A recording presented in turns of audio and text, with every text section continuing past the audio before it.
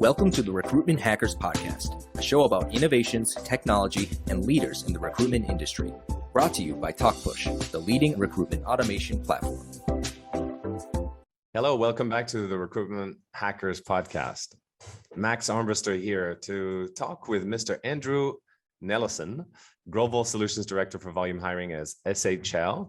And for those who are not familiar with SHL, what are you doing on this podcast? SHL is the leading, I would say, assessment provider in the world. I don't know if that's correct, but that's how I perceive it anyway. A global brand, a leading global brand who has recently made some really cool acquisitions, particularly in the high volume space with the acquisition of Aspiring Mind a couple of years ago. Andrew, welcome to the show. Thank you very much. Excited to be here. Thanks for having me.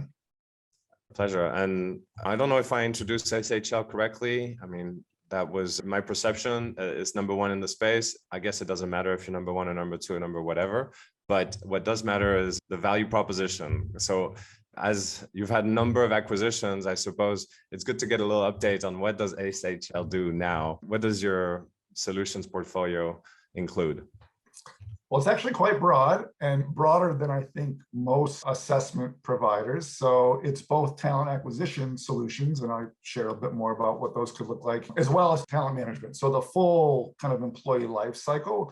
I think many of our customers are very interested in kind of objective data on people that they can acquire and they can reuse in lots of different ways across lots of like different decision points. And so yeah, like a really fast moving part of our business is kind of more the talent management, succession management, development, leadership development, employee development, workforce planning, those sorts of things. The part of the business that I focus on though is the talent acquisition side. So we've got solutions that cater towards volume hiring. That's the part of the business that I oversee, but also professional hiring, tech hiring, managerial hiring, even all the way up to executive selection. So there is a pretty broad kind of swath of solutions that we offer. We do think that's definitely part of the unique value proposition that we have. What I like about volume hiring is it focuses, the label volume hiring is it focuses on a certain process, which can be replicated across different job types. I guess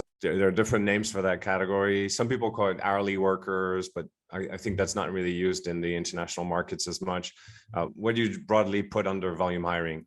What's your remit? Yeah, I think it's easy to think of it as entry level or early career or hourly. We think of it as a little bit more broad than that. What I love about volume hiring is the infrastructure that surrounds it, the effort to optimize, right? Like, so these are recs that are constantly open, whether they're early career or even, manufacturing or various kind of blue collar roles, recs that are constantly open, and there's often centralized teams and resources that are passionately focused on enhancing the outcomes, right, of that hiring focus. And so we love being a part of that kind of dynamic where it's like, let's really refine over time, constantly iterating, optimizing, and the kind of hiring program that is always on for a specific role allows you to do. And so that kind of broadly encompasses what we think of volume hiring, and definitely things like the candidate experience, we definitely would want to optimize in a volume hiring use case, really for that reason.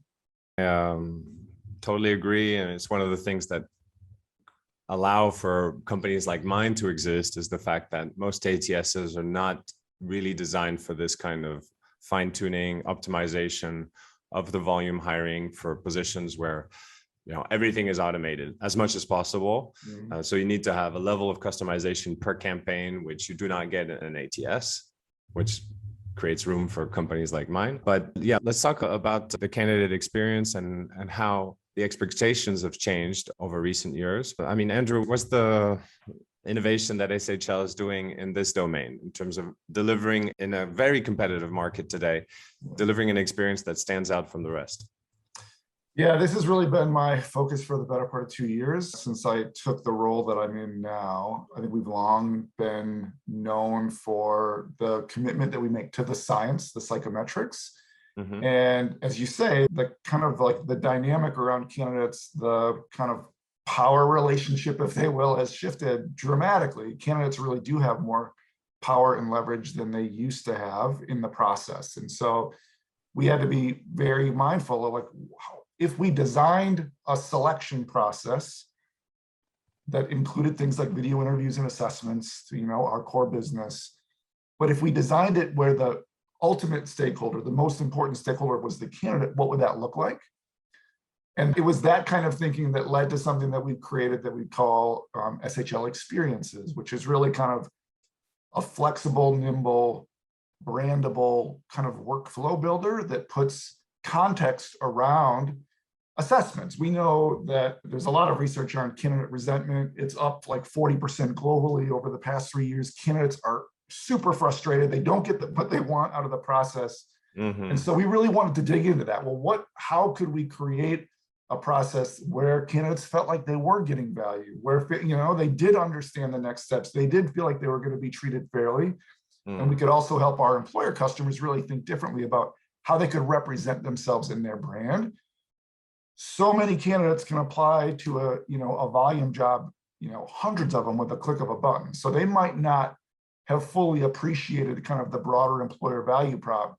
Are there opportunities for us to reinforce along the way why they should be excited about this particular job, in addition to uncovering some really great insight about a candidate that we can share with the hiring manager to kind of influence a selection decision? The resentment you speak of, we've always known that the lack of response is a common theme. The fact that applications can take a long time, that websites are hard to navigate. And then talking about the assessment space, what are some of the other mistakes that employers need to avoid? Yeah, the dreaded black hole, right? We've been hearing that for quite some time. I feel like I fell into a black hole and no one ever communicated with me. There are really relatively simple things that we can do that really help candidates. I've been studying candidates, talking to candidates, for the better part of 2 years. They just want clarity of process, right? They just want to know all the steps they have to go through, and they want to know where they're at right now at any given point in time. That's actually quite meaningful. So there are simple things like that we can do. We can also help a candidate feel prepared for what comes next. That feels like, they've got a chance to really put their best foot forward. That feeling of fairness, when they feel it, they become much more energized by your job. So those are like simple things that we can do. And I'll show you a demo of kind of this experiences that I'm talking about here in a second. You'll see how we treat that a little bit, like an opportunity to communicate with a candidate and give them the things that they need to feel prepared for what comes next. I think more powerful to a candidate, though, they really want a sense of value in the process. They're the ones that have to go through, a 15-minute assessment, maybe a, recorded video interview, kind of asking a lot of a candidate, and what do they get out of it? Historically, they haven't gotten a whole lot out of it, especially if they're not selected for the job. Then, you could argue they've gotten nothing out of it. So one of the things that we're quite excited about, we learn a ton about a candidate when they complete our assessments. And historically, obviously, we've used that insight to give to a recruiter or a hiring manager to make a good decision. But now we're also packaging up in kind of a cool way, video-based dynamic feedback for every candidate about their professional strengths that they can carry with them on their kind of employment journey, whether they get that job or not. So simple things and big things, but we think there's a way that we can really give more to candidates along the way.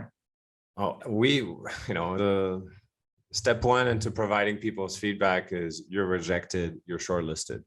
Step two is you're rejected because you don't have enough experience. And then I suppose you're working on step 3 or 4 or 5, a few steps later where you're giving them more personalized feedback. Are we talking about 10 or 100 different types of profile feedbacks, or is every feedback different? Every feedback is different. Every feedback is generated. Now, it's not that there's a limitless supply, right? That all of these, I'll show you here in a minute, but there are narratives that are written by our kind of expert R&D team. They're made up of great IO psychologists, that study the field of psychometrics.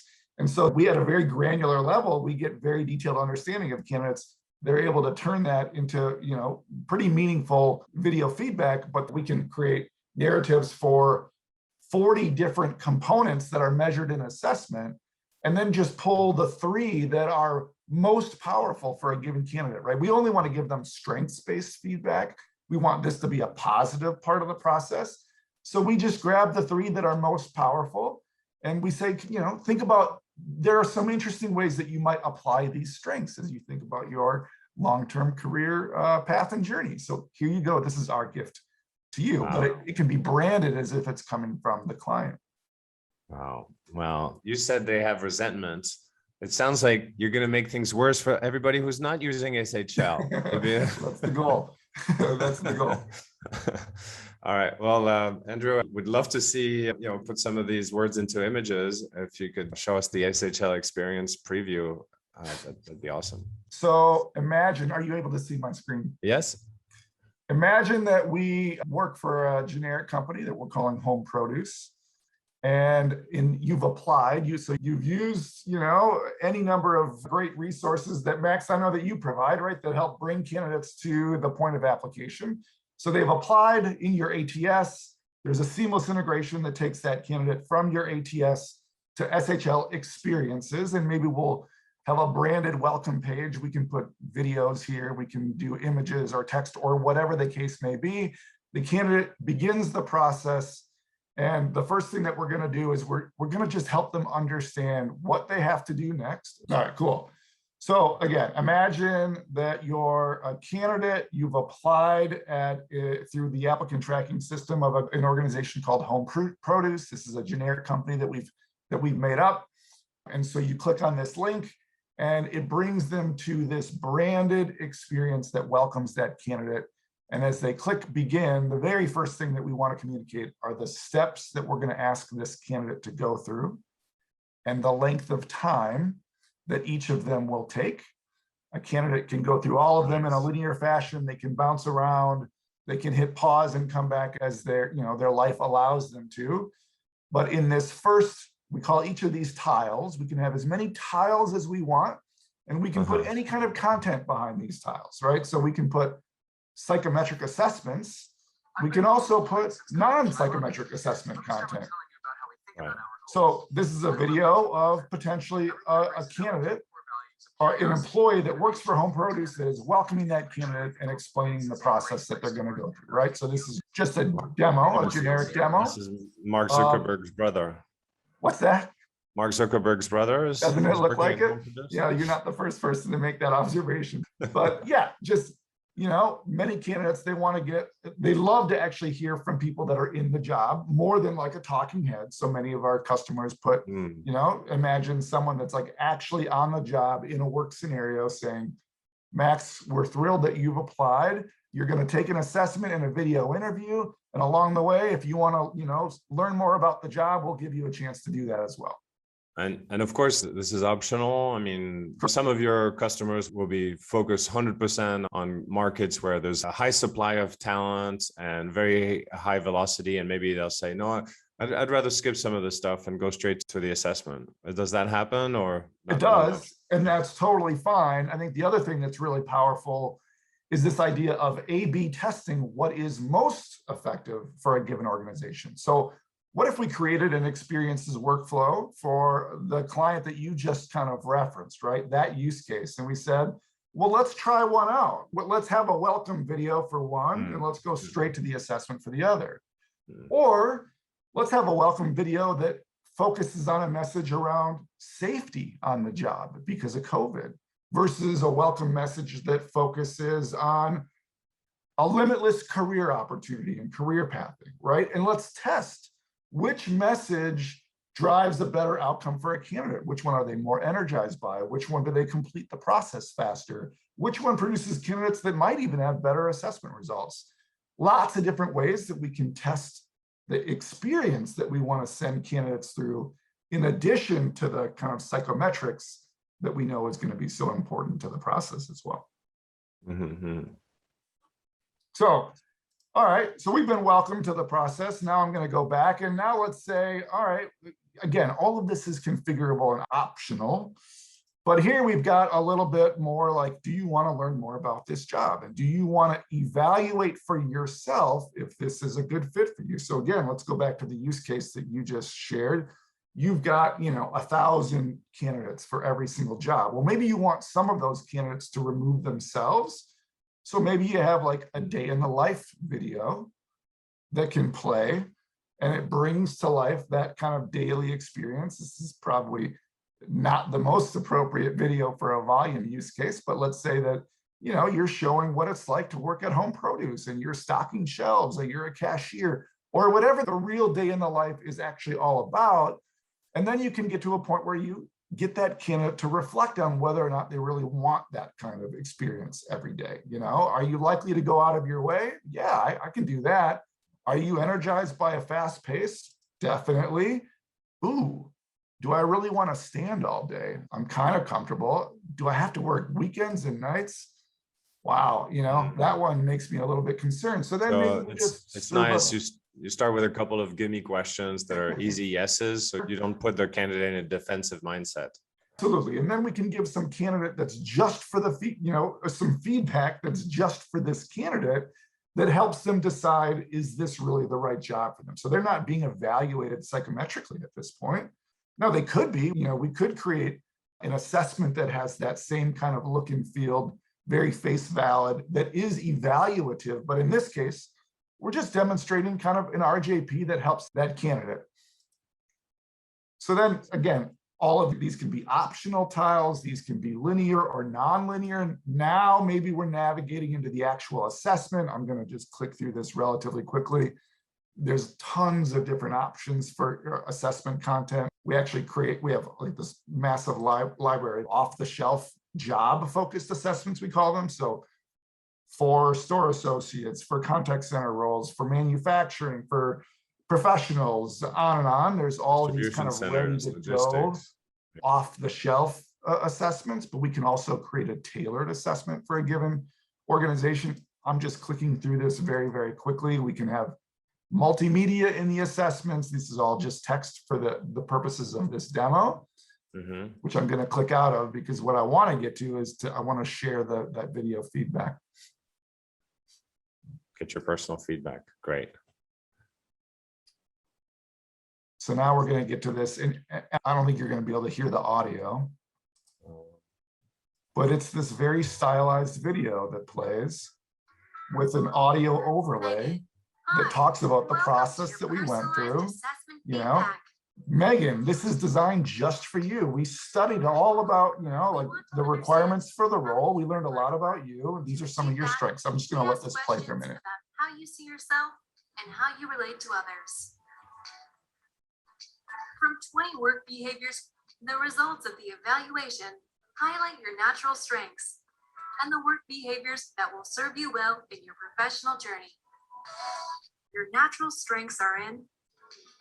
So now we're highlighting, of all of the things that we evaluated, you're really strong at decision-making, leadership, and collaboration. Let us tell you more about each. It's so futuristic. It really feels like you're traveling into the future. So this plays out, and again, all of the images are brandable, the videos are brandable, the narration is, configurable, brandable. This can really look and feel like home produce. We also have some organizations that, we actually would rather have this look and feel like SHL. We're giving feedback to a candidate that we might not be hiring. So maybe it might make sense for some organizations to have it feel like it comes from a more neutral third party. All of these are options. Right. Cool. Well, that is, like I said, very futuristic. I haven't seen anything quite like it. So a wonderful way to give something back to the candidates. I had heard of other vendors who had gone as far as, when they send a rejection email and say, you're not a good fit for this job, they would go to the next step, which is, here's some jobs that you should be going to and that are advertised, in the public market. Yeah, I thought that was pushing it too far because the candidates I don't know, I felt that they may resent the fact that an employer is pushing them to another employer. Yeah, we haven't considered doing that yet, although we are interested in collecting, candidates really love to receive feedback. Of course, that's why we've done what we just shared.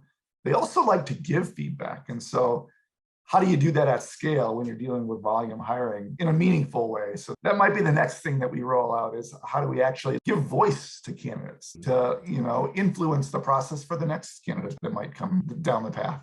Well, that sounds like you're going to be doing a lot more natural language processing, which is one of the core strengths of your team anyway. So You certainly have the tools to build that. Well, it's been, very inspiring. Thanks, Andrew. And what's the best way for people to get in touch with you if they want to experience the full SHL experience? Yeah, they should definitely visit our website at SHL. They're more than welcome to reach out to me personally, which is andrew.nelesen@shl.com. And I can send that detail to you if you'd like it, but would love to take any questions or thoughts from your audience. Great. Andrew.Nelesen, that's Nelesen. Andrew, it's been great having you. Thanks for coming. Thank you very much, Max. Appreciate it.